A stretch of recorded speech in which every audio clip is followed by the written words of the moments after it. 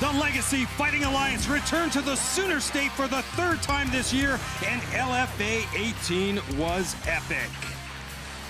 Hey everyone, I'm Ron Kruk. He is the UFC Hall of Famer. Pat, what a night here in Shawnee, Oklahoma, and this is how it went down. We begin in the lightweight division. Jared Card comes back after 2 years away to take on that man, Daryl Wilson. Yeah, Card with a lot of experience. 37 years old, thinking that he still had it. Rushed in and got himself KO'd by Wilson. Exceptional striking by Wilson. Back step, drops the right hand in. Beautiful work.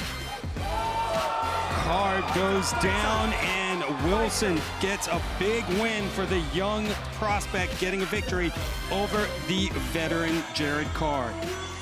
In the LFA welterweight division, Braden Smith took on that man, Chauncey Foxworth.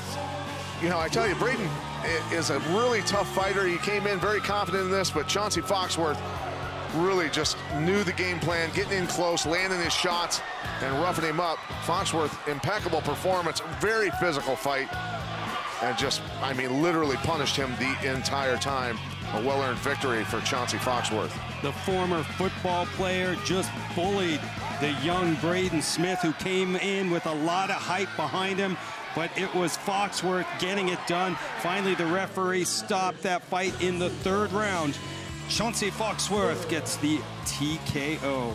In the co-main event, number 2, Brendan Allen taking on number 4, Chris Harris. Well, Allen felt that if he could get this fight to the ground, he was going to be able to win the fight on the ground. Harris, though, was very effective standing up early, standing his face, landing some nasty shots like that nasty elbow there, spinning the head around of Allen, but Allen poured it on as the fight went on, really got after it, and started getting after those takedowns, and a great transition here to submission. To see Harris trying to step over, and eventually, though, Harris fell into a triangle and got himself in trouble, got himself submitted.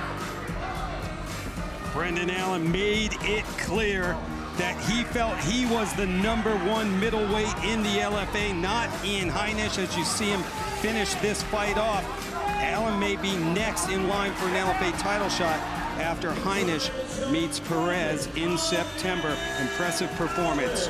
The LFA featherweight world title fight between the champion, the challenger Justin Rader, and champion Kevin Aguilar.